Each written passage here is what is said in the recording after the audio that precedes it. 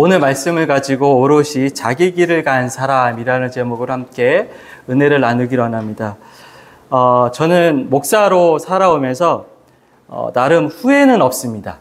왜냐하면 해볼 것은 다 해본 것 같아요. 교육전사도 해봤고, 부목사도 해봤고, 선교사도 해봤고, 또 제가 목사에게 있어서 청빙은 제2의 부르심이라고 하는데 청빙도 받아봤고, 또 연구원도 해보고, 여기에 짧지만 제가 대학교에서 학부에서 강사로서, 또 학교 가면 교수로서 이제 교수도 해보고, 더 나아가서는 우리 선교사님들한테 선교가 무엇인지를 가르치는 일도 또 해보기도 하고, 또 선교사 훈련원 원장이라는 것도 해보기도 하고, NGO 의료 선교에서도 일도 해보고, 마지막으로 한 가지 하면 트리플이라고 생각하는데 청빙 말고 개척도 했어요. 지금 여러분 개척했으니까 여러분 목사 안수 받고 나서 이보다 더 할 수 있는 일이 없어요. 다 했습니다. 이제는 이보다 더 아쉬울 게 없습니다. 그런데 제 마음에 늘 마음속에 두 가지 아쉬움이 있어요. 꼭 했었으면 하는데 못한 것 두 가지가 있는데, 그건 20대 때 했었어야 되는데 하지 못한 두 가지. 첫 번째는 배낭여행이에요. 네. 지금은 뭐 여행 유튜버도 많고 이래서 많은 사람들이 배낭여행 막 가고 하는데, 제가 살아갔던 시대만 해도 배낭을 메고 여행을 간다는 것은 아주 특별한 사람들, 뭔가 괴짜인 사람들, 이런 사람들이 가는 거지, 저희처럼 평범한 소시민의 마음을 가지고 살아가는 사람들에게는 배낭여행이라는 거는 꿈을 꿀 수 없었던 이야기예요. 근데 지금 이렇게 지나와 보니까 그때 했었어야 되는데, 그래서 막 여러 나라를 좀 다녀보고 혼자 배낭을 메고, 그리고 길거리에서 노숙도 해보고, 싸구려 게스트하우스에서 자면서 이도 물려보기도 하고, 언어도 통하지 않은 사람들과 뭐 하룻밤 같이 놀아보기도 하고, 뭐 이런 시간들이 있었으면 얼마나 좋았을까. 가끔 저희 아내한테 하는 얘기가 있어요. 나는 너무 일찌감치 하나님 앞에 항복했다. 놀 거 다 놀고 나중에 하나님께 항복하고 목회의 길을 와도 늦지 않을 텐데, 이거는 10대부터 어릴 때부터 나는 커서 신부가 될 거예요, 목사가 될 거예요, 이러고 크다 보니 너무 절제된 삶이었다고 보는 것 같아요. 그래서 좀 그게 아쉽고요. 두 번째는 이거는 지금도 언젠가는 꼭 가야지 하는 건데, 유학이에요.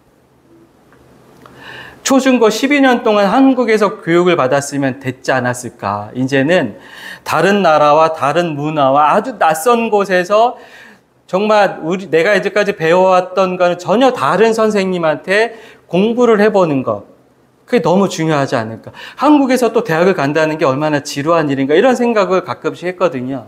그래서 실제로 제가 대학원을 다니면서 유학도 준비하고 했지만, 결국 뭐 현실이 어땠다, 뭐 상황이 어땠다 하지만 제 스스로 내린 결론은 나는 홀로 훌쩍 떠날 용기가 없었다라는 생각을 좀 하게 됩니다. 근데 여러분, 배낭여행이든 유학이든 이 공통점은 뭘까요? 그것은 홀로서기라는 거예요. 그래서 20대 때 해야 할 일은 정말 자기 스스로가 앞으로 홀로 어떻게 살아갈 수 있는가를 계속 고민하고 부딪혀보고 테스트해보는 시간이어야 돼요. 저는 요즘 언어 중에 좀 싫어하는 언어가 있어요. 특히 20대, 30대들이 쓰는 언어 중에 수고한 나에게 주는 보상, 나에게 주는 플렉스, 막 이런 거 있잖아요. 근데 여러분, 플렉스는 50대 이후에도 늦지 않는다고 봐요. 20대, 30대는 나를 향한 플렉스가 아니라 계속해서 무엇인가를 찾아가고 부딪혀가는 시간이라고 생각합니다. 제가 좋아하는 이 저자 중에 류시아 씨가 있는데, 류시아 씨가 쓴 새는 날아가면서 뒤돌아보지 않는다라는 책에 이런 얘기가 나와요. 비전 퀘스트라는 이야기가 나와요. 비전 퀘스트, 탐색, 나의 비전을 탐색하고 모색하는 건데, 뭐냐면 이 북아메리카의 원주민들이 아이들이 이제 커서 성인이 되면 항상 이 아이들을 혼자 산으로 올려보낸다고 합니다. 어른도 동행하지 않고. 그러면 그 아이가 이제까지 뛰어놀던 동산보다 더 높은 산을 혼자 올라가야 되는 거예요. 올라가서 정상에 올라가면 뭐 하냐면 동그랗게 자기 주변에 돌멩이를 놔요. 그리고 그 가운데에 딱 앉습니다. 앉고 나서 몇 날 며칠이고 움직이지 않아요. 눕지도 않아요. 먹지도 않아요. 그리고 한 가지 생각하는 거예요. 뭐를 하는 거냐면, 나는 누구이며 무엇을 해야 하는가. 그게 비전 퀘스트이고, 원주민들의 말로는 꿈을 요청하는 외침이라는 시간이라는 거예요. 그래서 그 며칠의 시간 중에서 밤이 오면 얼마나 무섭겠어요. 들짐승들이 어느 적 하겠죠. 그러나 그 모든 두려움의 시간도 다 이겨내고서 드디어 이 아이가 내가 누구이며 앞으로 무엇을 해야 되는지를 딱 깨닫는 것. 그러기 위해서 계속해서 이야기하는 거예요. 그 부족의 신에게 나에게 알려주세요. 그런데 실제적으로는 그 신이 알려주는 게 아니라 자기 내면의 소리를 자기가 듣는 거예요. 그 자기 내면과 직면하는 거예요. 그 내가 정말 하고 싶은 일이 무엇인지를 딱 만나는 거예요. 그리고 나서 자기가 알았다 했으면 내려오는 거예요. 이 성인식 기간이 없다고 합니다. 그래서 이 아이는 올라갈 때는 어린아이였는데 내려올 때는 누가 되냐면 진짜 성인이 돼서 내려오는 거예요. 우리에게도 비전 캐스트와 같은 시간이 필요합니다. 하나님 앞에서 그리고 사람들 앞에서 홀로 설 수 있는 사람. 동시에 언제든 모든 사람들과도 동료가 됐고 친구가 될 수 있는 그 사람. 그러한 사람이 되어가는 시간이 우리 인생 여정에는 필요한데 그런 인생의 시간이 없는 사람들은 계속해서 살아는 가지만 흔들림 없이 자기 인생을 뚜렷하게 살아가지 못하는 사람이 될 수 있다는 거예요. 어쩌면 그러한 인생은 지하철 2호선에 있는 환승선에 서 있는 사람 같지 않을까라는 거예요. 여러분 지하철 2호선 출퇴근길에 신도림역이나 동대문 역사문화공원에 서보십시오. 나의 의지와 상관없이 앞으로 가야 돼요. 뒤에서 막 밀어요. 그리고 안 가고 서 있으면 뭐가 들려올까요? 핀잔이 들려와요. 거기 뭐예요? 빨리 가야지. 비키세요. 이런 거죠. 여러분, 내가 가야 할 길을 알지 못하고 그냥 걸어가기 시작하면 자기 인생의 걸음을 내딛는 것이 아니라 그냥 떠밀려가는 인생이에요. 이제 너가 졸업했으니까 대학을 가야지. 뭐를 해야지. 그리고 안 하면 너 지금 뭐 하는 거냐? 라는 이야기에 내가 나도 모르게 조급하게 간다라는 거예요. 즉 사람들이 부추기는 대로 걸어가는 사람은 늘 갈림길에서 이리저리 방황한다라는 거예요. 정작 자신이 가고 싶은 길은 가본 적이 없는 인생. 그렇게 된다는 거죠. 여러분 오늘 우리가 함께 읽은 이 본문의 말씀에 보면 세례 요한이 갈림길에 들어서게 돼요. 어떤 갈림길일까요? 두 가지의 갈림길이에요. 하나의 갈림길은 내가 사람들의 추앙을 받으면서 살아가는 길이에요. 다른 한 길은 누구의 눈치도 보지 않고 오롯이 자기 걸음을 걸어가는 길이라는 거죠. 여러분 오늘 우리가 함께 읽은 본문의 말씀을 더 잘 이해하기 위해서 잠깐만 우리가 본문의 배경으로 들어가면 아주 750년 전에 한 예언자가 있었어요. 세례 요한이 태어나기 전에 나타나기 전 750년 전에 한 예언자가 있었는데 그 사람은 이사야라고 하는 사람입니다. 근데 이사야는 어떤 예언을 했냐면 유대인들의 소망과는 반대되는 예언을 했었어요. 아수르, 바벨론, 페르시아, 헬라, 로마 제국에서 계속해서 속국이 되고 멸망하고 포로로 이리저리 끌려갈 것이라고 하는 예언을 들었던 이사야는 사람들에게 착각하지 마십시오. 우리는 조만간에 망할 것입니다. 그리고 우리는 조만간에 포로로 끌려다닐 것입니다. 라는 것을 예언했었어요. 그런데 이 사람들이 어떤 착각을 했냐면 우리는 망하지 않을 것이다. 왜죠? 하나님이 우리와 계시니 우리는 망하지 않을 것이다. 하나님이 우리와 계시는데 우리가 어떻게 망할 수 있겠습니까? 라고 반문했던 그 시절의 사람이 이사야예요. 그럼에도 불구하고 이사야가 봤던 것은 착각하지 마십시오.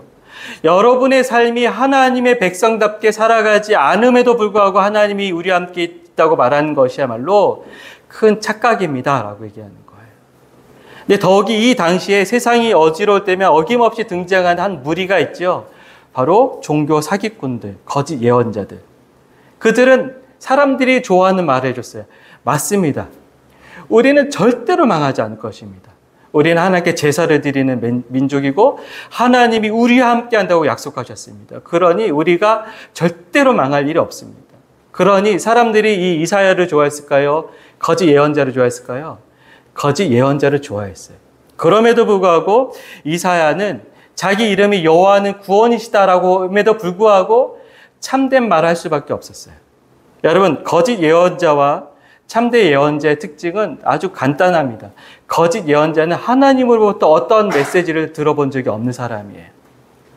그 시대에 맞는, 시대 조류에 맞는 이야기를 해주는 사람들이에요. 그러나 참된 예언자는 그 시대 상황과 상관없이 하나님께서 주신 그 음성을 자기의 목숨을 걸고 전하는 자가 참된 이사야라는 거예요. 여러분, 이사야라고 마음이 편했을까요? 내 민족이 망할 거라고 얘기하는 것. 내 민족이 조만간에 포로로 끌려갈 것이라고 이야기하는 것.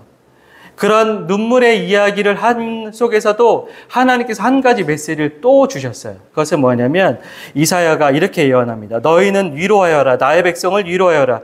너희 하나님께서 말씀하신다. 예루살렘 주민을 격려하고 그들에게 일러주어라. 이제 복역 기간이 끝나고 죄에 대한 형벌도 다 받고 지은 죄에 비하여 갑절의 벌을 받았다고 외쳐라. 한 소리가 외친다. 광야에 주께서 오실 길을 닦아라. 사막에 우리의 하나님께서 오실 큰 길을 곧게 내어라. 모든 계곡은 메우고 산과 언덕은 깎아내리고 거친 길은 평탄하게 하고 험한 곳은 평지로 만들어라. 주의 영광이 나타날 것이니 모든 사람이 그것을 함께 볼 것이다.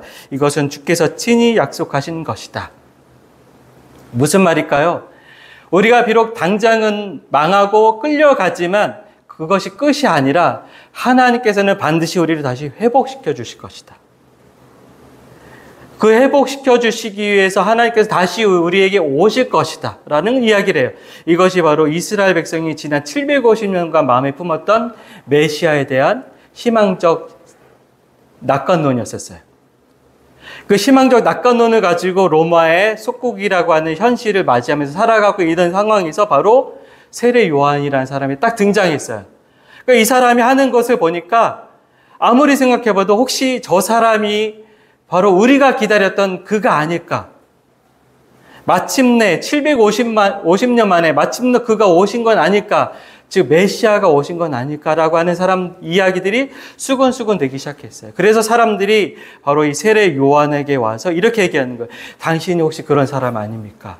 여러분, 여기서 만약에 이 갈림길에서 세례 요한이 자신을 향한 사람들의 뜨거운 관심과 기대에 부응하고자 했다면 어떻게 되었을까요? 그 역시 종교 사기꾼으로 몰락했을 거라는 거예요. 여러분, 악마는 종종 우리의 가슴을 부풀게 합니다. 우리가 어떤 일로 사람들의 주목을 받거나 칭찬의 대상이 될 때 악마는 슬그머니 우리의 가슴에 와서 무엇을 불어넣을까요? 헛바람을 불어넣기 시작해요. 나도 이제는 사람들이 알아주는구나. 어느새 자신이 지금보다 더 높은 위치에 앉을 수 있는 사람이 될 거라고 하는 그 헛된 기대를 품게 한다는 거예요. 그런데 그 헛된 마음이 결국 자기를 망하게 하는 헛바람이 된다는 것이죠. 존 밀턴이 쓴 신라곤이라는 책이 있어요. 그 신라곤이라는 책 4권에 보면 천사였던 사탄 루시퍼가 타락한 자신의 모습을 보면서 과거를 회상하면서 이런 말을 해요. 너무 높이 올려진 탓에 나는 복종을 경멸하게 되었고 단 한 걸음만 더 오르면 가장 높은 자리에 오를 수 있으리라고 생각했노라.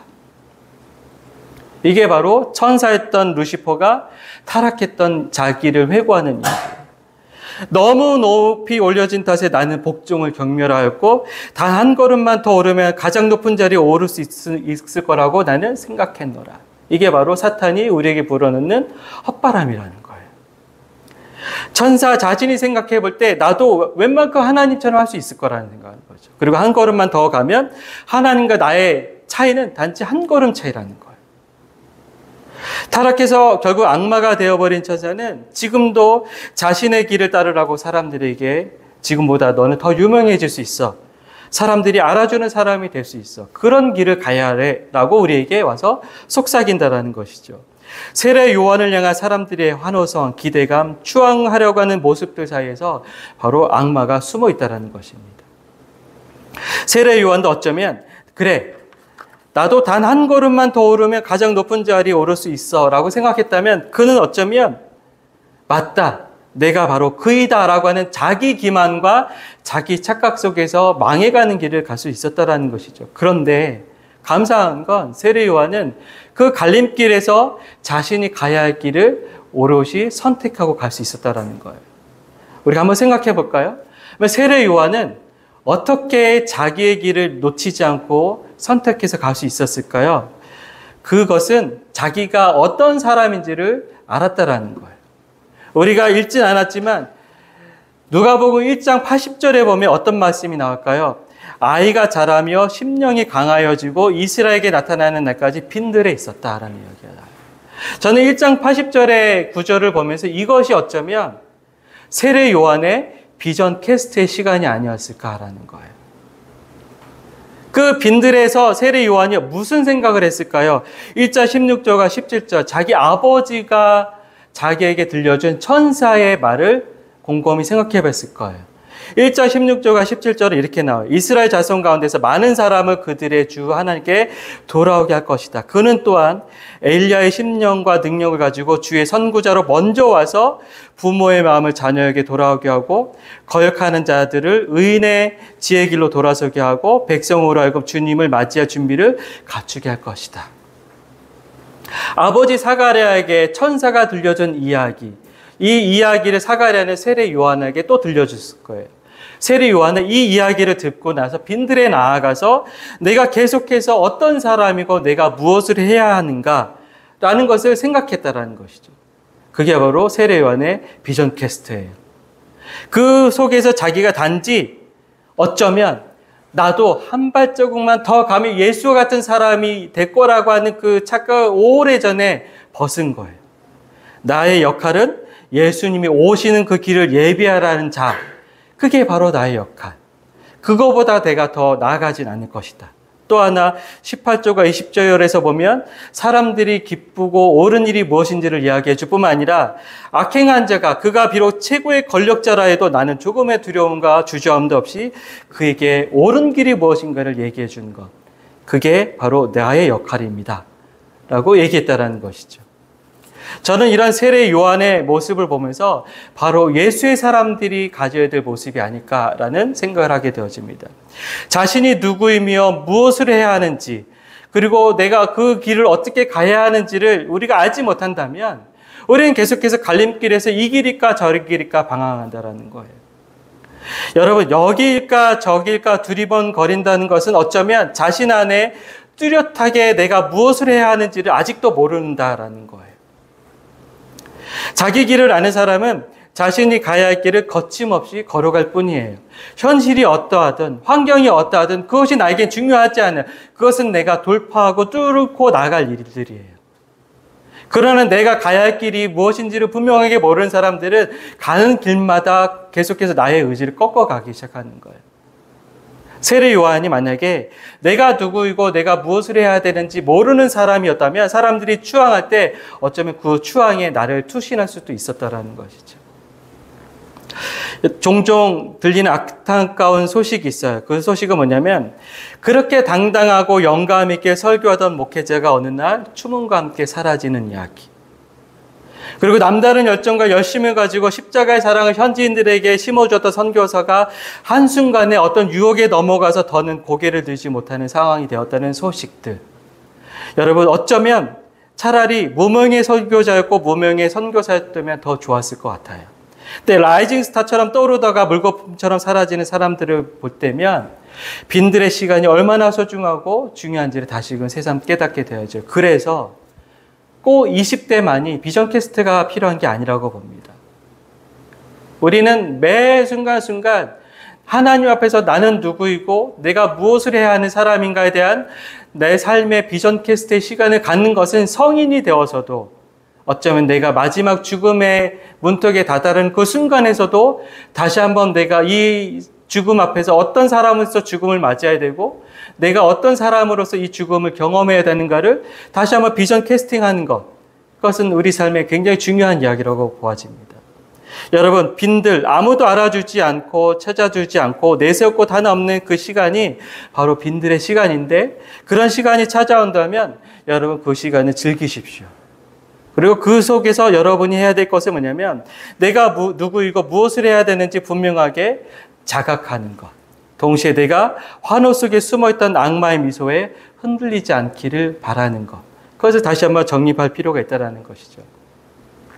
저도 이 그리스 교회를 세워가기 전에 나름대로 비전 퀘스트 시간을 참 오래 가졌어요. 그렇다고 해서 어떤 목사님 저 개척하겠습니다 했더니 당장 기도원에 올라가서 금식 기도하십시오 이렇게 얘기해서 거절했어요. 저는 쉼이 없이 매갈이 없이 기도하는 것보다 밥 잘 먹고 배에 힘 빡빡 줘가면서 주여 삼창하는 게 더 낫겠다 하는 생각이 더 들고 솔직히 이제는 금식 기도하면 어지러워서 못하겠어요. 근데 저만의 비전 퀘스트는 뭐였냐면 계속해서 주변의 사람들이 개척하십시오, 개척하십시오 했는데 계속해서 거부했어요. 그 이유는 두 가지예요. 첫 번째는 저는 아무리 생각해봐도 사람을 끌어모으는 재주가 없어요. 저는 아무리 생각해봐도 어떤 인간적인 매력을 막 발산해가지고 막 가만히 있어도 사람들이 막 달라붙고 그러진 않는 것 같아요. 두 번째는 아무리 생각해봐도 박박 긁어도 교회를 세울 만한 돈이 없어요. 제가 어제 작은 모임을 하나 가지면서 다 직장인 막 20년, 30년 차인데 한 20년 차 된 30년 차군요. 근데 막 직장 생활에 대한 이렇게 신경을 토로했어요. 저도 나름 직장 생활 하거든요. 근데 제가 한마디 했어요. 내가 만약에 이 직장을 간다면 난 가난해져. 직장은 현실이에요. 하나님께서 내게 주시는 만나와 메추라기예요. 여러분, 만나 메추라기라고 해서 눈 감았다 떴는데 나타나는 게 아니라 직장은 여러분에게 주신 만나 메추라기예요. 그걸 걷어차면 안 돼요. 아주 소중하게 잘 지켜가야 돼요. 근데 그거 매이면 안 되는 거죠. 그런데 그런 얘기를 하면서 내 삶의 이슈 중에 하나는 뭐냐면 하나님, 저는 죽었다 깨어나도 공간 얻을 만한 돈이 없어요. 라는 이야기였었어요. 그런데 내 속에 악마의 한호성이 하나 있는 거예요. 뭘까요? 여러분 웃으시면 안 돼요. 그러면 여러분 악마가 되는 거예요. 목사님 설교 잘해요. 그러니까 목사님 개척하시면 사람들이 조금은 어려워도 조금 지나면 설교 들으면 올 거예요. 그거에 제가 확 넘어갔어요. 그렇구나. 그런데 제가 개척하고 25번째 예배를 드리면서 악마의 환호성이었구나. 네, 여러분, 그런 여러 가지 시간 속에서 제 마음속에 계속해서 하나님께 싸웠던 게 뭐냐면, 하나님, 이것이 하나님께서 주신 고민이 아니라면 이 고민을 사라지게 하여 주셨으면 좋겠어요. 근데 무엇인가 고민이 된다면 하나님 해봐야 되는 거 아니겠습니까? 라고 하면서 시작한 게 바로 그리치 교회이고, 시작하고 나서도 계속 비전 퀘스팅 한 게 퀘셔닝 한 게 무엇이냐면 10주간의 설교를 하면서 우리는 교회를 왜 세워야 되느냐? 나는 이 교회를 통해서 무엇이 할 것인가를 하나님께 계속 싸우면서 이야기했던 게 바로 그 10주간의 설교였던 거예요. 이 여정에서 저는 한 가지 꿈꾸는 게 있었어요. 이렇게 하면 교회가 부흥된다, 잘 된다, 누가 개척 몇 년 안에 성도가 몇 명이 되었다, 어떤 목사님에게 잘 보면 뭐를 해준다라 또는 뒤를 봐준다라고는 말에 걸려 넘어지지 않는다. 다만 한 가지 단어만 품고 간다. 그것은 무엇일까요? 오롯이라는 단어예요. 오롯이는 모자람 없이 온전하게 전적으로 순전이라는 거예요. 성공주의 신화에 사로잡혀서 부흥을 빙자한 성공을 갈망하는 또 하나의 교회가 아니라 그리스도인, 즉 예수의 길에 들어선 자로서 오롯이 예수의 길을 따라가 보려고 하는 교회, 그리고 그런 신앙을 격려하는 곳, 그리고 그런 삶을 나누는 공동체, 그런 공동체라면 한두 사람이어도 괜찮다. 그렇게 가보는 것이다. 이것이 바로 그리스 교회가 걸어가는 길이다. 라고 결론 내렸었어요.